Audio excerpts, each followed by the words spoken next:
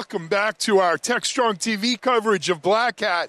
This is actually the last scheduled interview we're going to do at Black Hat 2025. So if you've caught our previous ones, great. If you haven't, through the magic of the internet, you could go back and click on them. But let me introduce you to my next guest. We are here at the Push Security booth. That's Push Security. And my guest is Tyrone Erasmus. That's right, yeah. Hey, how you doing? You know what? After 2 days and 30 interviews, I got your name You right. did. I'm impressed. I'm doing damn good. Damn good. Tyrone, welcome to TechStrong TV. It's great to have you on here. Cool, thanks very much.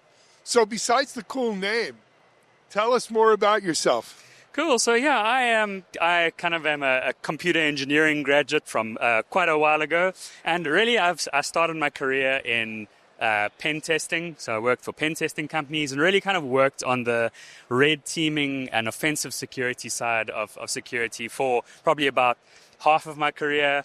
I did a lot of security research.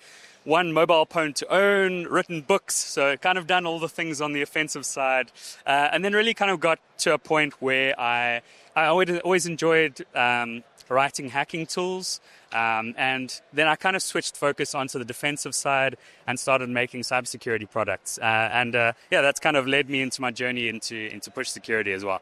I love it. And that is, so that profile right there is almost the perfect Black Hat profile, isn't it? There's 19,000, 20,000 people here, 5,000 of them. Well, maybe not writing the book, but 5,000 of them have done that red team journey, offense, defense. They've switched from vendors to end users and everything in between. What's your current role here at Push? Cool. So I'm one of the co-founders of Push Security. I wear the CTO hat. And so, day to day, it's really just about building a product with a team that actually matters and makes an impact and stops attacks. And so, it's day to day is really kind of in the weeds with the team and building the product. Well, with your background, I would expect that, right? But being I've co-founded 4 companies myself, venture-backed, and being a co-founder, you don't always get the opportunity to do those kinds of things that you like because you're busy doing co-founder things like talking to investors and boards, key customers, chief people officers, and playing all of that game that, even now I'm the CEO at TechStrong, and it's not my favorite things to do. We always joke and say we get the jobs that no one else wants. When, the hardest thing in the company, that's your job for the next few months. And no, sometimes it's the lowest. I'll tell you a quick story. When I was a little boy, my dad owned a restaurant. And one summer, I was young, maybe 12, 13, 14 years old. And I got the bright idea I was going to work that summer and make some money. And he said, sure, come in. And that first day, he said, you got to go mop the bathroom. And I said, Dad, I'm your son. I don't mop the bathroom. You got people. He said, no, if it's going to be your business, you got to be prepared to do every job there. Yeah. Because that's what it is when you have your own business. Yeah. The chef and the dishwasher. And everything in between. Exactly. Yeah. And I'm sure you're living that. Anyway, let's talk about Push Security. There aren't a lot of, they can't see because they're looking this way. As you and I look out, there's a sea of security companies here. And not everyone at home knows every company. Some may know Push, some may not. Mm-hmm. For those of us who are not familiar with Push Security, tell us about Push. Cool. So Push Security is a browser detection and response company. So that's a lot of words to say that basically we see ourselves as an EDR in the browser. And, you may ask yourself, why does anyone even need that? What does that mean? And, I suppose this really comes down to the trends that we've been seeing over the last few years. EDR has really matured, so attacking endpoints has become quite difficult. And attackers are really opportunistic. They always go the path of least resistance. Yep. And so really what we've started seeing is that attackers try their best now to stay off the endpoint. And because there's, the tooling there is really mature.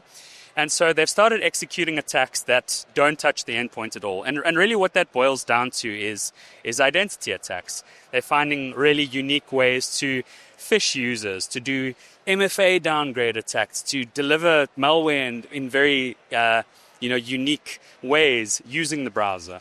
But yeah, at the end of the day, a lot of the attacks that people are seeing end up happening in the browser.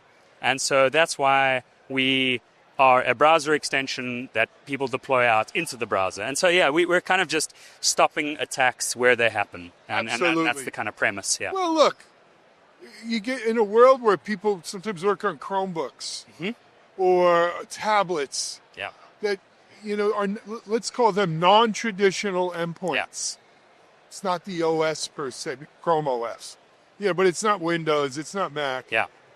And when the browser is the interface for the applications that we run and use, it only makes sense that you got to go where the bad guys are. Exactly. And work kind of happens in the browser now. I'd say like the majority of people's everyday work is just in the browser. And so really what we've seen is kind of this shift as well from having internal networks where people kind of log in over VPNs to basically people just having a laptop connected to 50 or 100 whatever SaaS applications. And so really we see ourselves as that kind of layer between the user and the apps that they use. We can see where they're logging in, how they're logging in, do they have MFA enabled on all of these things. That's kind of on the proactive side. And then on the reactive side, are there applications or websites out there trying to phish them and do all of these kind of novel attacks against them. And because we're in the browser, we can see all of that stuff. Absolutely. Now, you mentioned this is an extension for the browser. That's right. So I'm going to assume it works in Chrome. Oh, yes. It works on all the browsers. Well, I'm glad you brought that up because it works on all the browsers today. Yeah. Chrome, Safari, Mozilla, Firefox, etc. But we're about to see a new generation of browsers. Mm-hmm. Right? Perplexity. Yeah. What is it called? Cosmo or? Yes. I know what you mean. All those kind of AI browsers. OpenAI is coming out with a browser. If you believe the hype, it's going to redefine the browser experience. Yeah. Have you guys looked at that yet? Yeah, definitely. We keep a close eye on all the new browser variants that come out. But yeah, I suppose like all of these things at the end of the day are all just Chromium-based browsers. Yes. And so, they may have a different setting that you need to set in order to force install extensions, but at the end of the day, they're all just Chromium, and so we'll support them too. That's the beautiful thing about open source, isn't it? Exactly. They all have that base. We develop it once, and you kind of end up hitting a lot of browsers and all of these new browsers that are based on Chromium as well. Yeah. Absolutely. All right. A couple other questions, then I want to jump in. Yeah. I'm assuming you could just get this in whether it's the Chrome store or the Safari marketplace or whatever. It's just a quick download, install, done. Yeah. So actually, in order to install it, people would have to kind of sign up on the website first, and then you presented with a few options of different ways to install it. You can see I want to use MDM or GPO or one of the many ways to install extensions, and then it kind of guides you through the process. Okay. And so it's generally primarily through the push website, not the marketplace. Yeah. So the marketplace, the push security extension is on the marketplaces, but kind of if you go that route, you don't really get the guided tour on how to extension, but on how to install it. But yeah, exactly, they are on the stores. Excellent. But it does beg the question of what is the website? Yeah, so it's pushsecurity.com. So Excellent. You can go check it out. It's also free to sign up. We give 10 free licenses for people to go have a play around, see if it suits you. Try some identity attacks, try some SaaS discovery, kind of hit the use cases you're looking for, and I love it. All right, I'm going to switch gears a little bit. Let's come back here to Black Hat. Yeah. How's the show been? What are you seeing? What are you hearing? What is Push Security talking about at Black Hat? Yeah, so it's been an interesting one. It's been a big one. We've seen a lot of foot traffic through the booth, which has been good.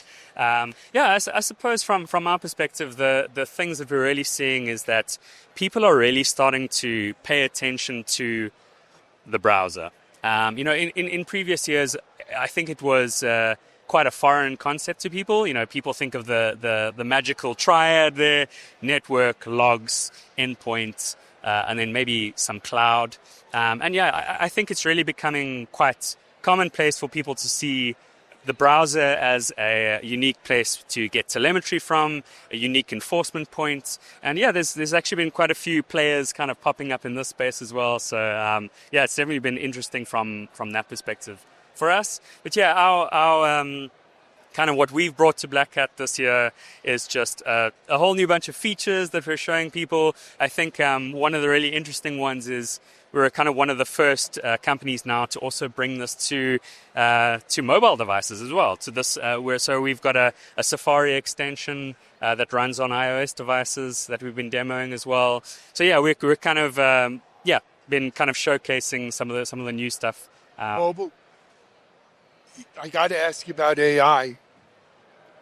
Anything there with Push using in regarding AI? Yeah, so I must say, like if you kind of look around our booth as well, we don't really like to push AI narratives. I think at this point it's kind of become a bit of a nothing word to add onto things. So we try to steer clear of that and just really give practical, it does what it says on the tin type defenses. So you're not trying to surf that wave? No, I would say not. Like, we do a lot with AI in the product.